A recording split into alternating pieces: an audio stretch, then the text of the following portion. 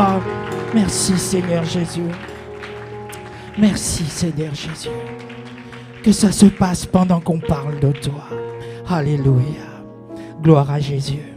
Oh bien-aimés dans le Seigneur, une fois de plus, soyez les bienvenus dans la maison du Seigneur. Une fois de plus, il est vraiment doux et agréable d'être dans la maison de Dieu. Je vous prie de vous asseoir. Et en le faisant, si vous avez l'opportunité à nouveau de faire un petit coucou, une petite salutation aux bien-aimés qui sont tout autour de vous, que Dieu soit béni. Oui, il est vraiment doux et agréable d'être dans la maison du Seigneur. Il est vraiment doux et agréable d'avoir l'opportunité d'être dans la présence de Dieu.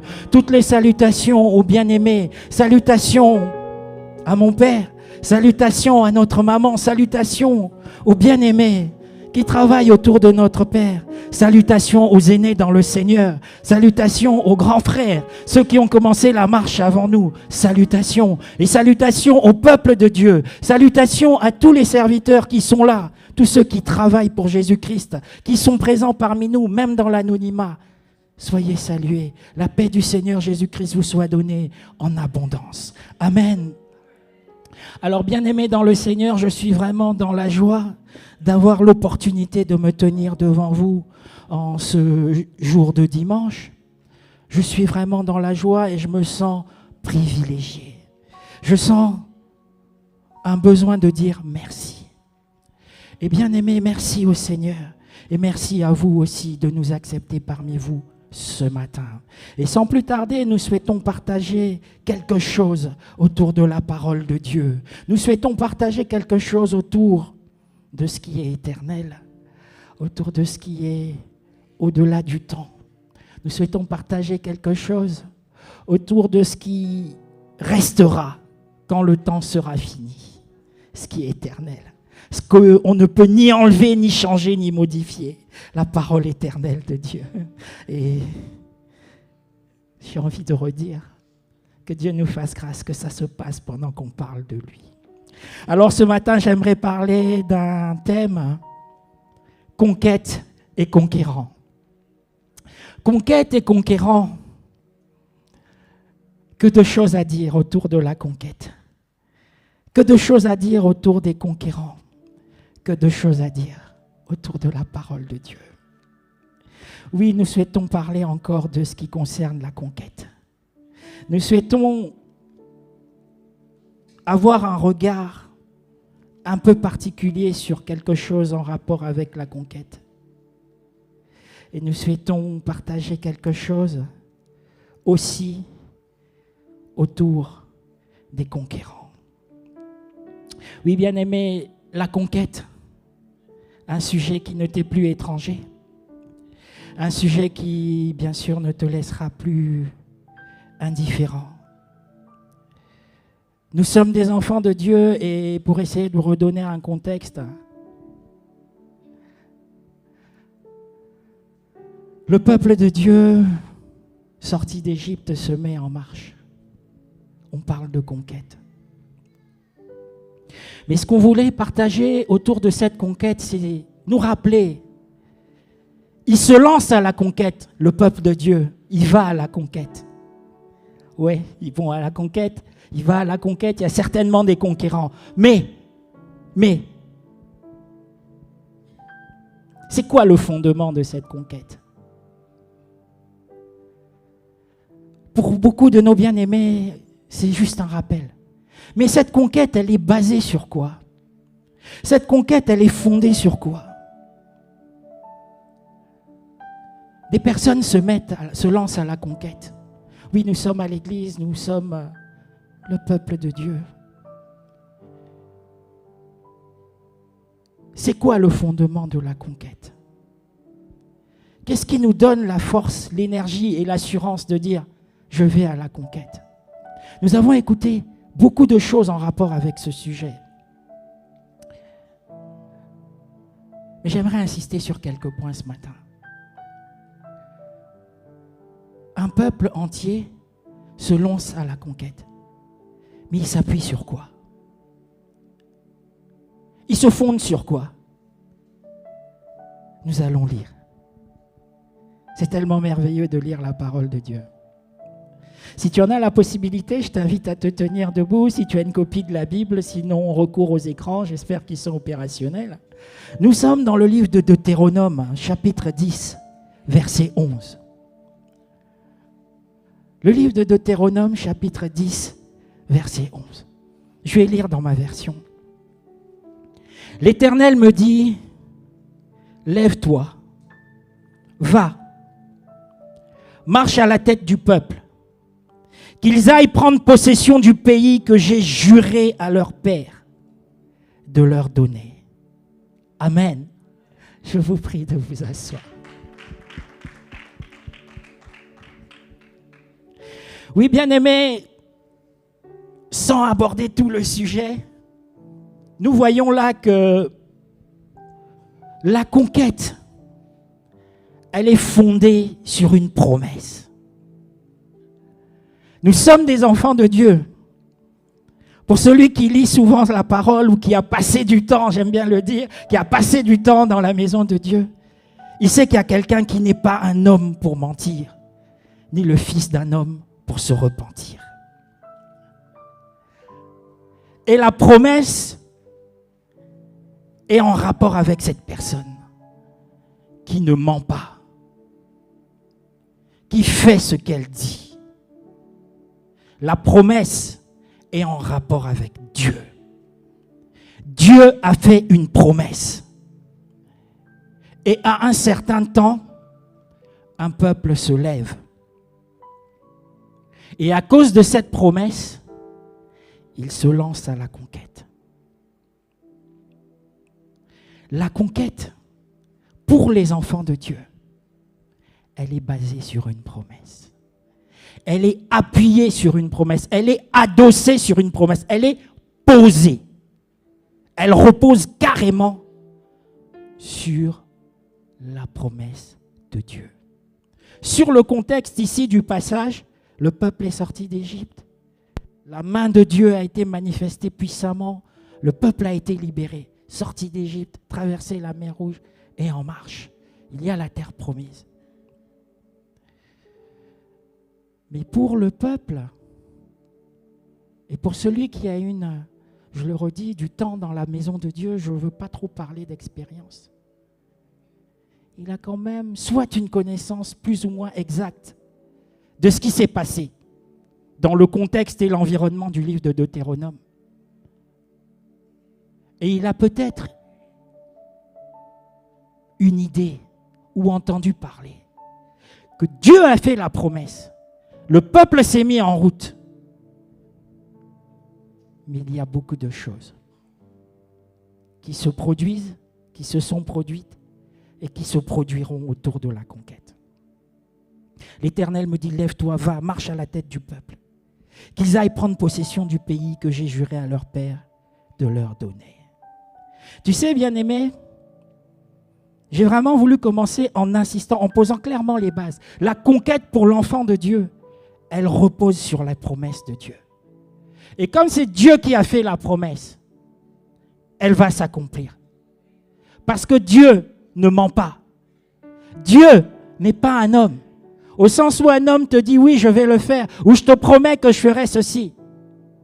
Et il a toute la liberté de ne pas tenir sa parole. Il a toute la liberté de ne pas tenir ses promesses. Il a toute la liberté de se montrer infidèle. Mais Dieu n'est pas comme ça. Quand Dieu promet, il le réalise.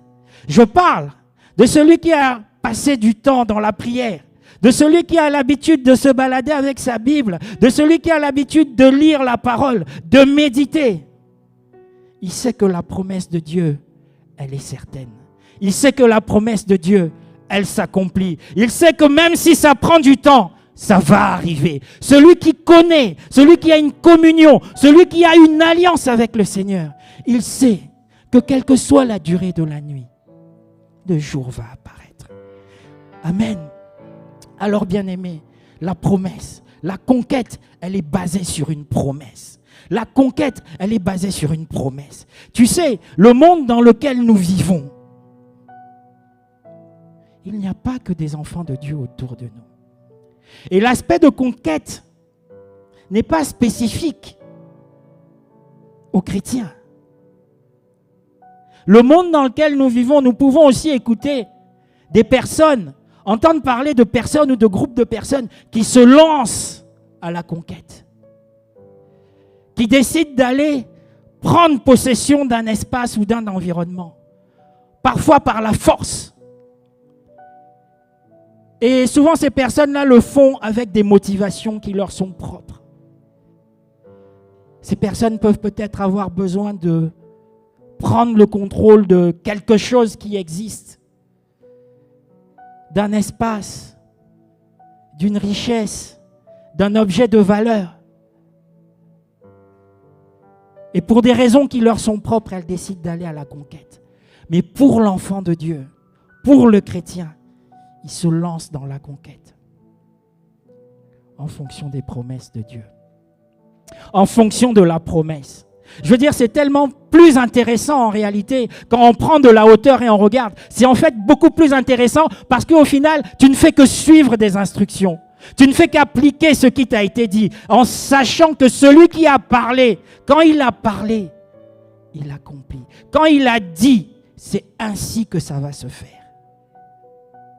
Il n'y a pas vraiment, j'ai envie de dire, pour comparer avec le monde, il n'y a pas des aléas. Il n'y a pas de... Dieu a dit que ça va se faire. Il a dit, c'est à toi. Vas-y, prends-le.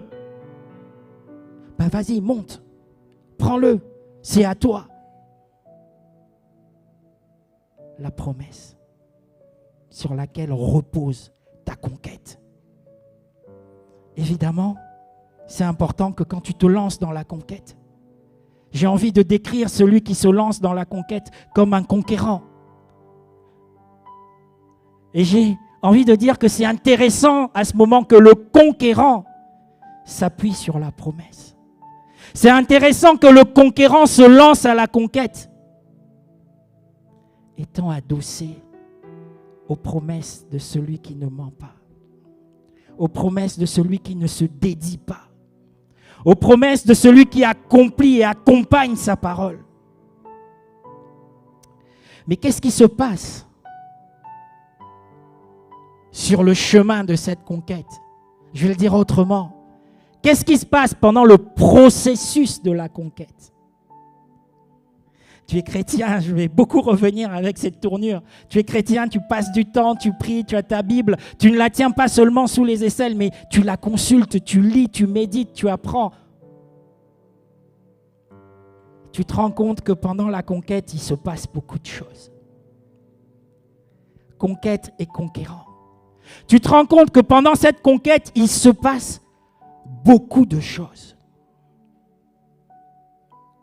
Je disais, le monde a ses raisons pour aller à la conquête de quelque chose.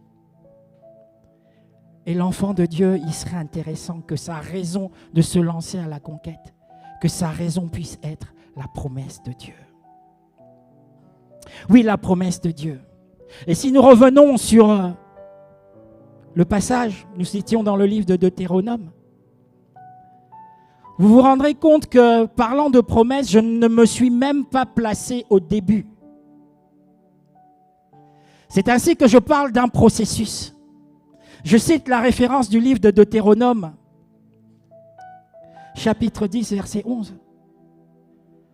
Mais je te le dis, je ne suis pas placé au début.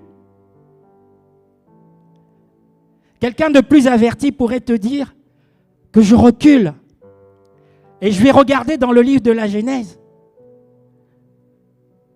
et mettre en avant Abraham.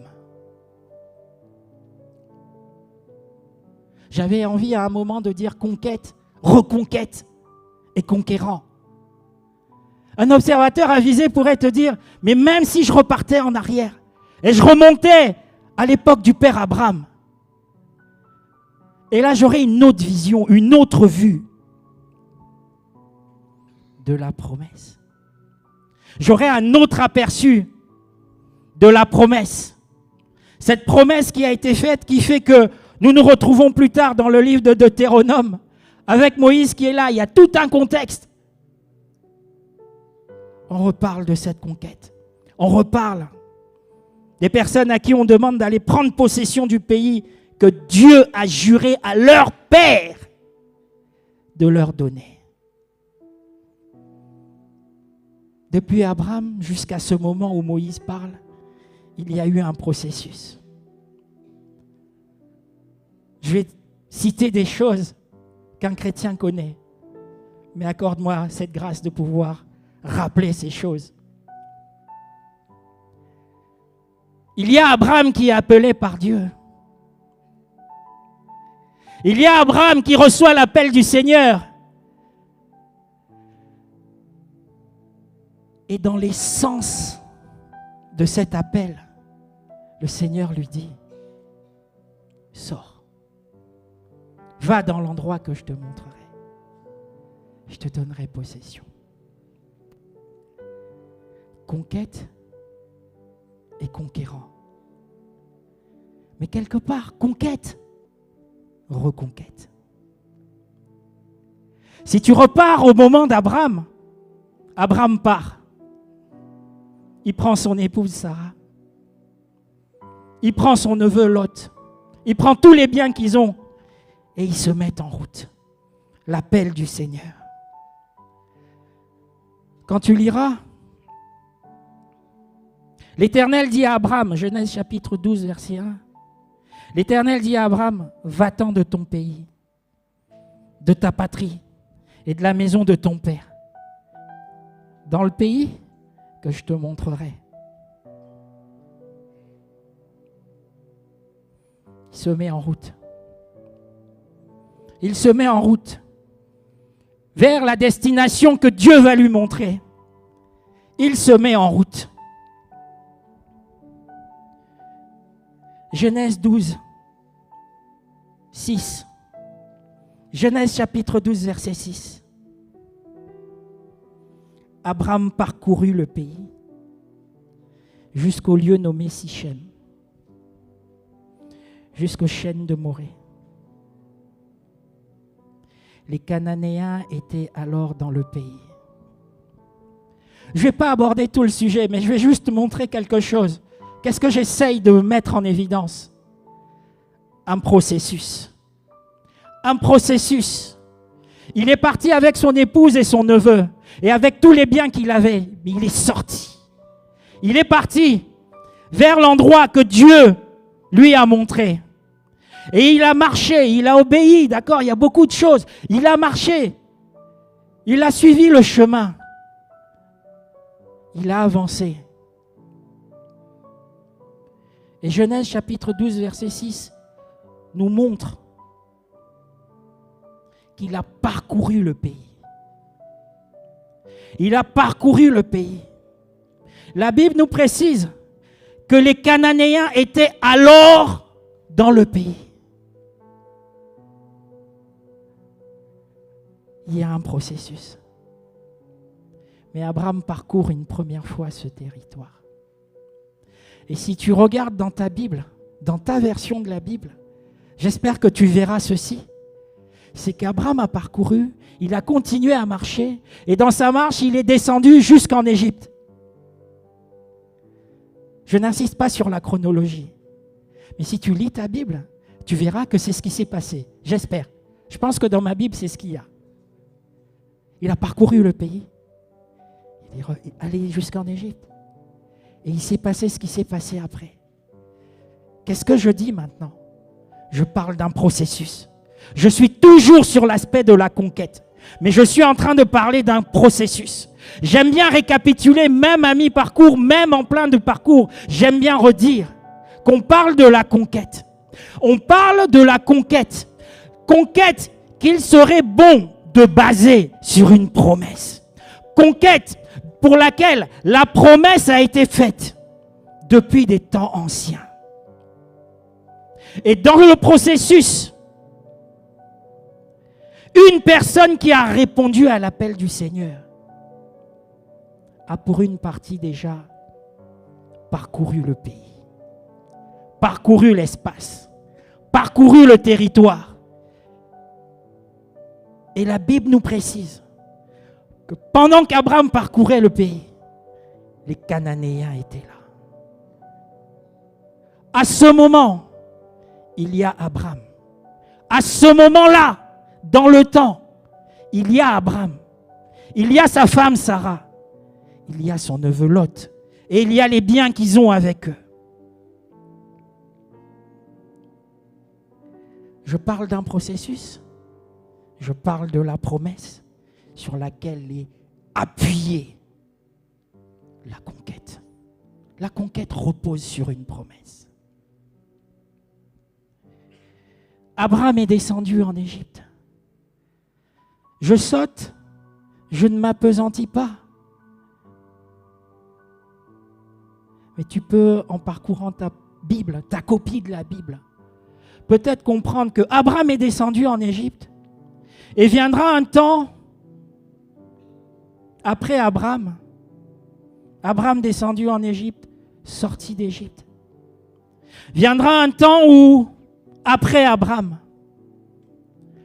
un nombre de personnes repartiront en Égypte. Je ne fais que parler de la conquête. Un nombre de personnes repartiront en Égypte. Et pendant un grand nombre d'années, ce nombre de personnes parties en Égypte va vivre en Égypte, va multiplier en Égypte, mais va subir en Égypte, mais va souffrir en Égypte. À un moment sera même asservi très durement.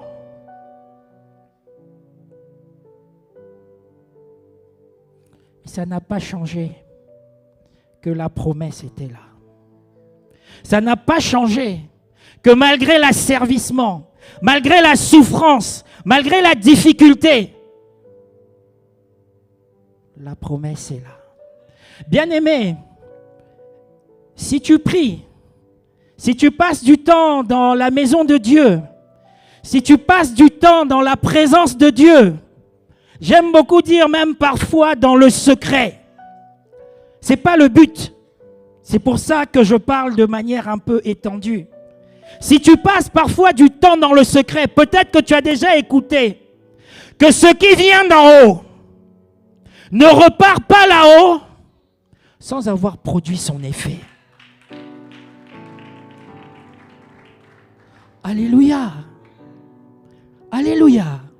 Bien-aimé, ce qui vient d'en haut ne va pas repartir sans avoir produit son effet. Je dis en fait avec des mots simples parce que ce n'est pas le but de notre partage. Mais je te rappelle en fait que la parole de Dieu, quand elle descend, elle doit produire l'effet avant de repartir. Ainsi, j'essaie juste de te montrer plusieurs éléments. La promesse était là. Il y a un nombre de personnes qui est descendu en Égypte. Il s'est passé beaucoup de choses. Ce nombre de personnes a multiplié. La promesse était là. Ce nombre de personnes a été opprimé. La promesse était là. Tu te souviens, si tu lis ta Bible, qu'au début, quand ce nombre de personnes, après Abraham, est monté en Égypte, oui, tu te souviendras que Dieu a manifesté quelque chose déjà.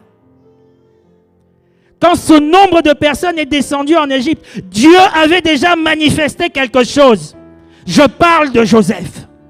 Je parle de Joseph. Je ne te sors pas de référence biblique parce que ce n'est pas le thème, mais j'essaye d'éclaircir. Dieu avait déjà manifesté quelque chose. Je parle de Joseph. La personne vendue. L'esclave à qui la bénédiction de Dieu était attachée. Le gars que la bénédiction de Dieu suivait. Vendu par ses frères. Dans la maison de Potiphar, tout ce qui touche marche. Accusé injustement, c'est pas grave. Dans la prison, tout ce qui touche marche. La bénédiction de Dieu le suit jusque dans la prison. Tu peux rien y faire, tu peux rien enlever. La main de Dieu est avec lui. L'étranger, l'esclave, accusé, emprisonné, au temps convenable. Au temps convenable, au temps de Dieu. à la tête de l'Égypte, avec juste Pharaon au-dessus de lui. Amen. J'essayais juste de dire que quand cette partie du peuple de Dieu, quand ce nombre de personnes, à l'époque très réduit, s'est retrouvé en Égypte, le Seigneur avait déjà manifesté quelque chose. La promesse était là. La promesse était là. Et dans la suite des temps est venu quelqu'un qui s'est montré hostile aux enfants de Dieu. Il s'est mis à servir, à faire souffrir, à opprimer. Tu lis ta Bible, tu connais. Qu'est-ce que je dis? La promesse de Dieu était là. La promesse de Dieu était là. Et vint un moment où quelqu'un du nom de Moïse est arrivé. Tu lis ta Bible, tu connais. Dieu a utilisé son serviteur. Dieu a utilisé son serviteur et le peuple est sorti. Je lis Jean chapitre 1 verset 17. Je le lis, peut-être un peu tôt, mais il faut lire. Car la loi a été donnée par Moïse. La grâce et la vérité sont venues par Jésus-Christ. Amen.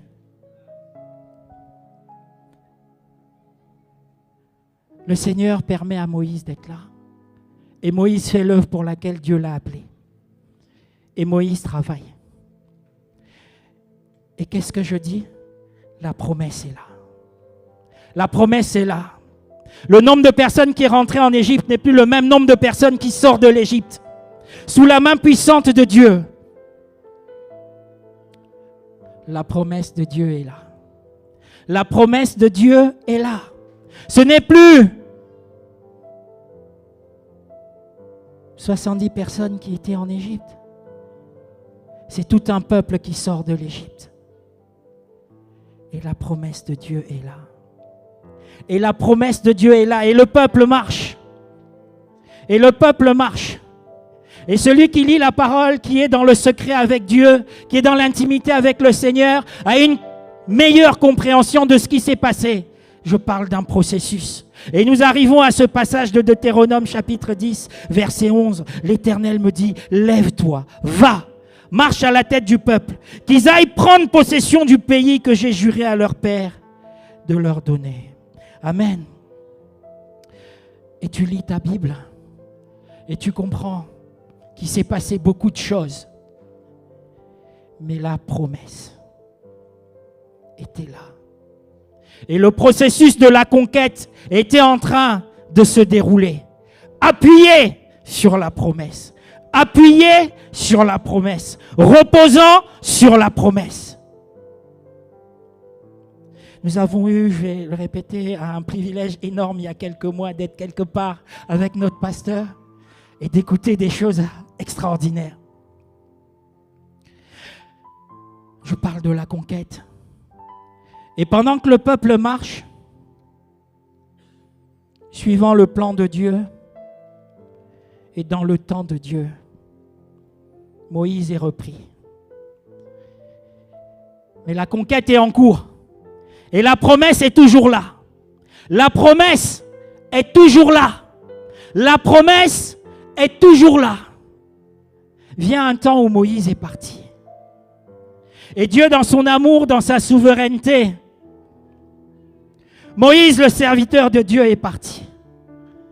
Le Seigneur Jésus, dans son amour, dans sa souveraineté, dans sa fidélité, il place un autre serviteur. Il place Josué. Josué, fils de Nun. Josué, fils de Nun. Serviteur de Moïse. Bien-aimé, la promesse est là. La promesse est toujours là. Je parle de la conquête. J'ai envie de parler de reconquête.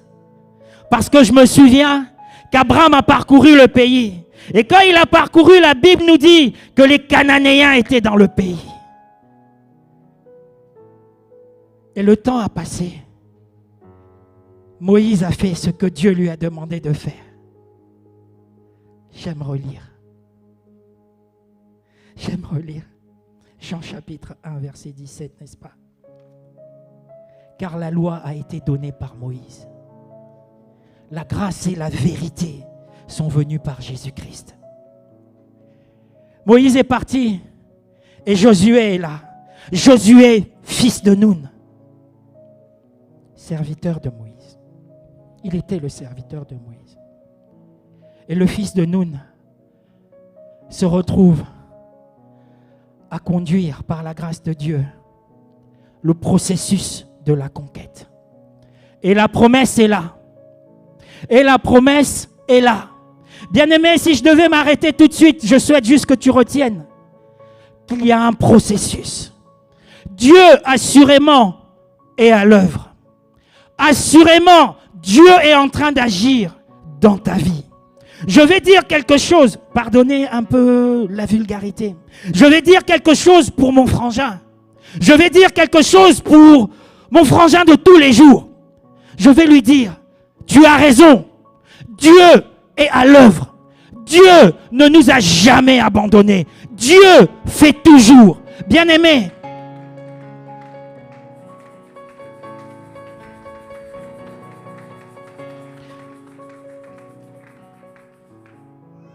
alléluia. Nous sommes humains. Et en tant que des êtres humains, nous avons des moments difficiles. Et des fois, il y a des hauts, des fois, il y a des bas. Parfois, on est par terre. Parfois, on est, comme on dit, au creux de la vague, abattu, désespéré, désemparé.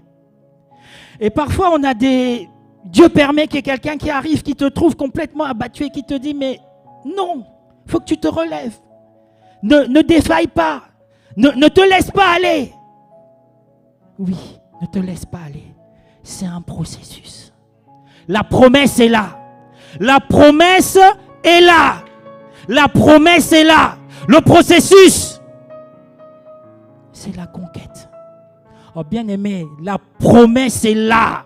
La promesse est là.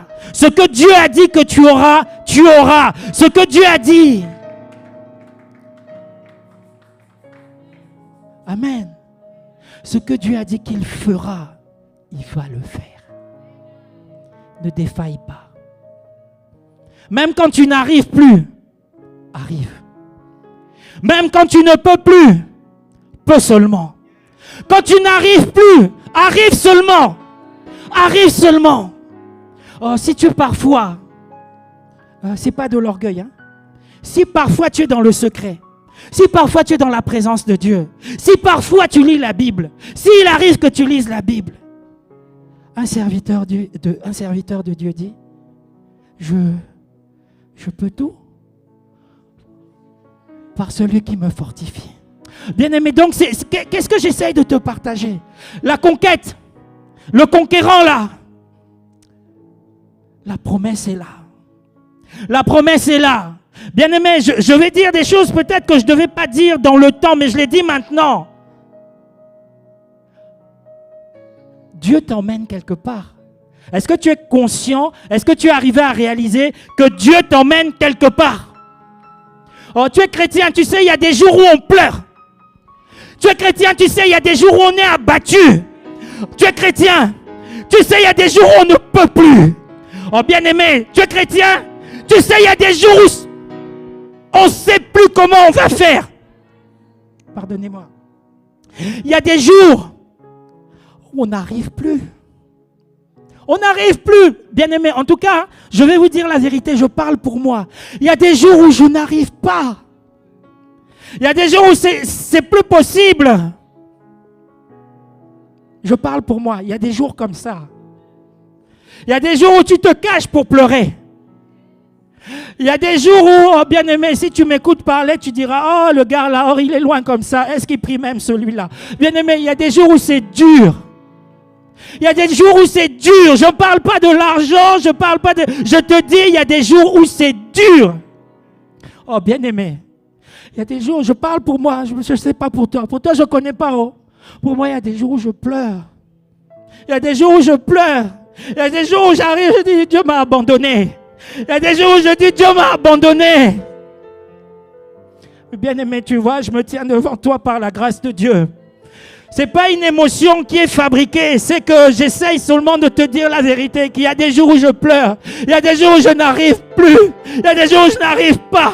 Et Dieu merci, parfois j'ai mon frangin, il me dit non, ne fais pas ça, ne dis pas ça, ne mélange pas tout, ne mélange pas tout. Dieu est fidèle, Dieu ne t'a pas abandonné.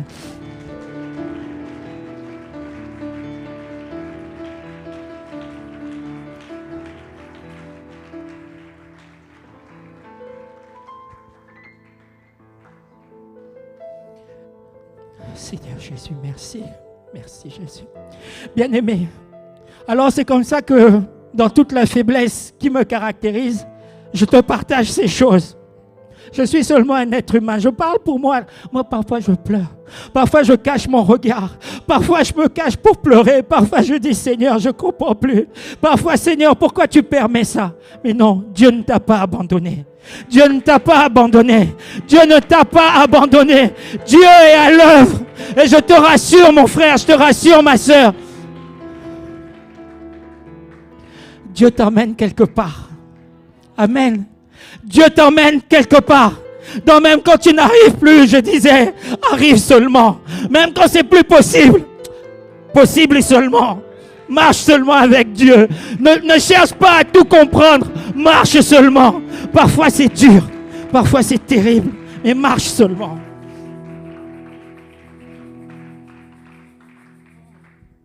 Jésus, merci. Alors il arrive un jour. Moïse est parti. Le fils de Noun. Le fils de Noun. Il était serviteur de Moïse. Le fils de Noun. Dieu l'a placé. Et conduit mon peuple. Prends courage, je serai avec toi.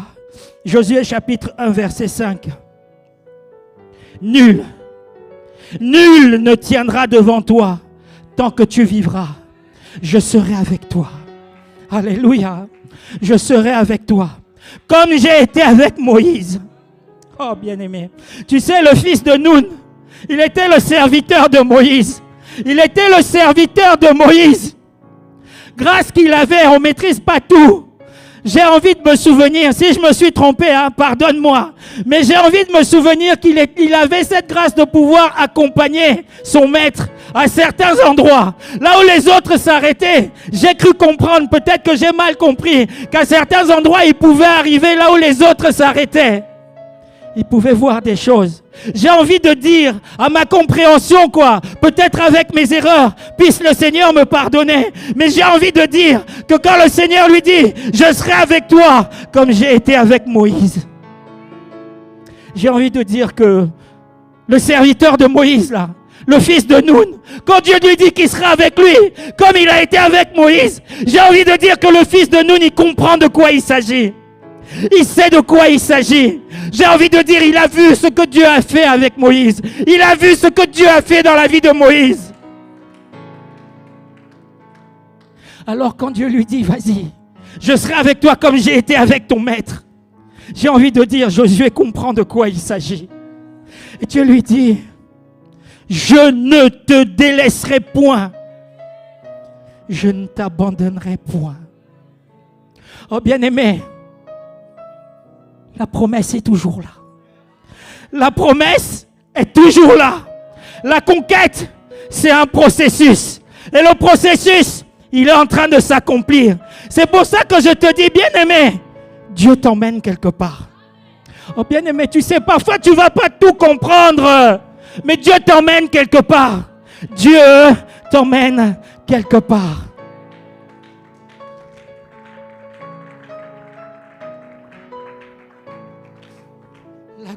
La gloire à Jésus. Nul ne tiendra devant toi tant que tu vivras.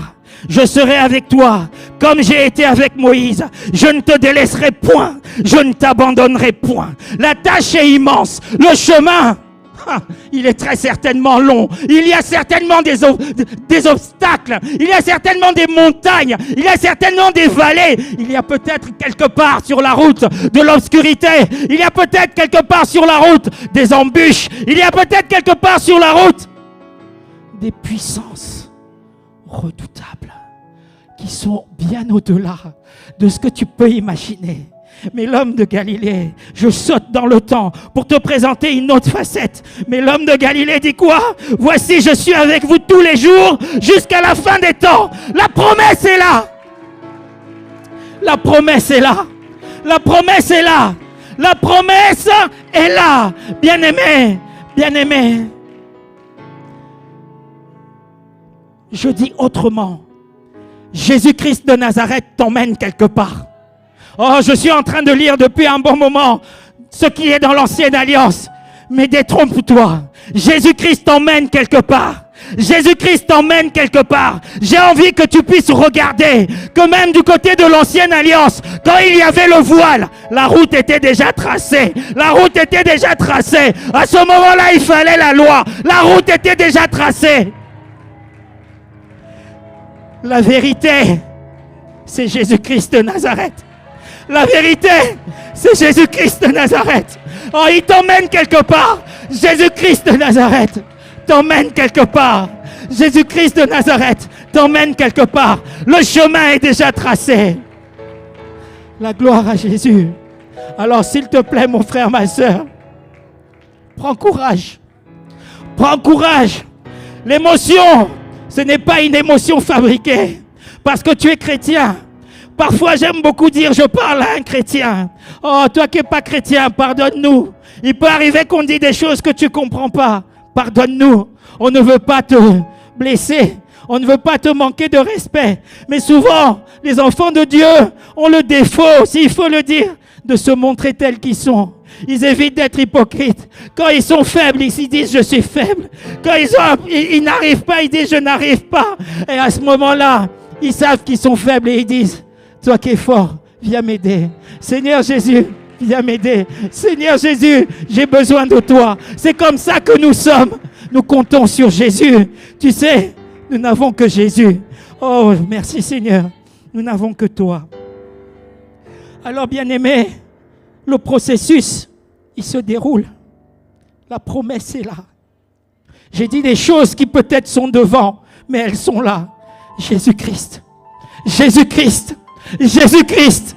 Jésus-Christ. Tu sais, bien-aimé, dans le processus de la conquête, avec le conquérant, tu sais, je ne sais pas, est-ce que parfois tu vis avec un chrétien? Même celui qui prie beaucoup ou qui ne prie pas beaucoup. Je vais dire comme ça, quand tu regardes, oh, que Dieu bénisse nos mamans. Quand tu regardes nos mamans chrétiennes là, dans notre environnement, tu verras prière, prière, prière, prière, prière, prière, prière. Tu sais pourquoi? Parce qu'elle sait quelque part, peut-être pas avec les mots que j'utilise, mais parce qu'elle sait que la solution c'est Jésus, parce qu'elle sait que le secours ne viendra que de Jésus, parce qu'elle sait que le monde est compliqué, il y a beaucoup de choses. Quand tu regardes les mamans chrétiennes là, comment elles prient, je vais vendre le secret. Quand tu regardes les mamans chrétiennes, parfois elle n'a pas de quoi nourrir ses enfants. Quand elle regarde devant, elle ne voit pas l'avenir de ses enfants. Quand elle regarde le système, quand elle regarde le monde, elle ne voit pas par où ses enfants vont émerger. Elle ne voit pas comment ses enfants auront une situation. Quand elle regarde avec les yeux de la chair, c'est foutu. Mais tellement on lui avait parlé de quelqu'un qui a la solution, de quelqu'un qui peut changer les choses.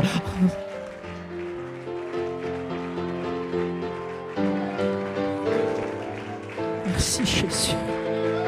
Merci Jésus. À toi la gloire. Tu vois, elle a appris à connaître quelqu'un. Et elle est convaincue que c'est la personne là qui a la solution. Oh bien-aimé, je peux pas, que Dieu nous pardonne, je peux pas dire du mal de nos mamans là. On écoute souvent, elle est tout le temps ceci, elle est tout le temps cela. Non, bien-aimé, regarde un peu différemment. Tu trouveras toujours des reproches à faire. Mais souvent, pour celle qui a un cœur pur, tu verras que ce qu'elle fait là, c'est parce qu'elle sait que la solution ne viendra que par Jésus. La solution ne viendra que par Jésus. C'est comme ça tu vis à côté d'un chrétien. C'est comme ça que tu as un chrétien dans le quartier. Parfois tu vis dans une famille. Le papa est chrétien, la maman est chrétienne. C'est comme ça tu verras. Prière le matin, prière à midi, prière le soir. C'est comme ça tu verras, bien-aimé. Moi une situation, Jésus. Moi une situation, Jésus. Moi une situation, Jésus.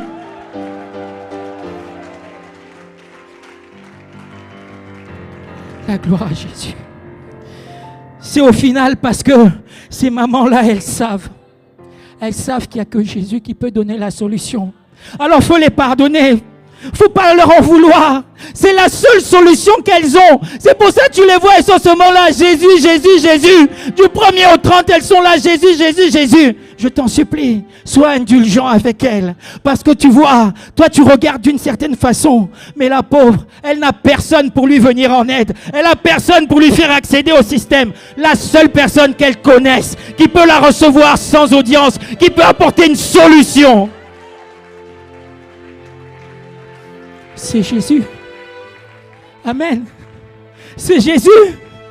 C'est comme ça que tu vois les chrétiens du 21e siècle. Les vrais chrétiens là, d'aujourd'hui, c'est comme ça que tu les vois. Ils sont Jésus, Jésus, Jésus du 1er au 30. C'est parce qu'ils savent que la solution ne viendra que de Jésus. Alors avance seulement. Continue à prier. Continue dans le secret. Continue dans l'intimité avec Jésus. Que l'homme de Galilée soit avec toi. Mais s'il te plaît, continue. Continue dans la prière. Ne te laisse pas décourager. Il y a un processus. Il y a un chemin. Je te dis, Jésus-Christ t'emmène quelque part. Jésus-Christ t'emmène quelque part. Alors, continue la marche. Oh, bien-aimé dans le Seigneur.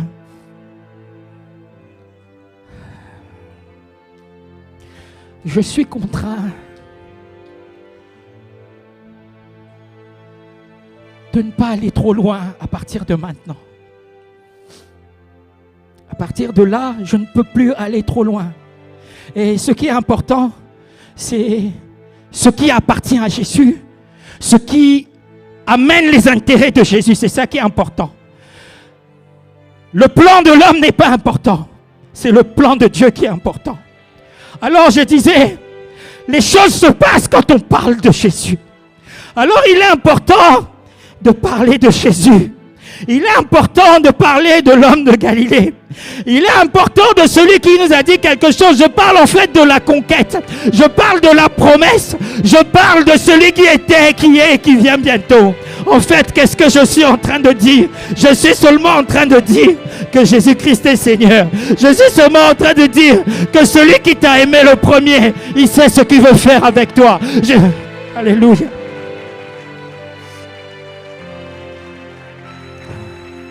Merci Jésus.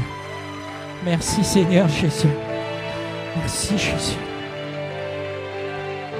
Merci Seigneur Jésus. Merci Jésus. Merci Jésus. Merci Jésus. Merci Jésus. Merci Seigneur. Merci le Dieu de la Bible. Le prince de la paix soit béni. Seigneur Jésus, nous avons besoin de toi. Seigneur Jésus, nous avons besoin de ta présence au milieu de nous. Seigneur Jésus-Christ, nous avons besoin de ta présence dans ta maison. Nous avons besoin de toi au milieu de ton peuple. Oui, Jésus,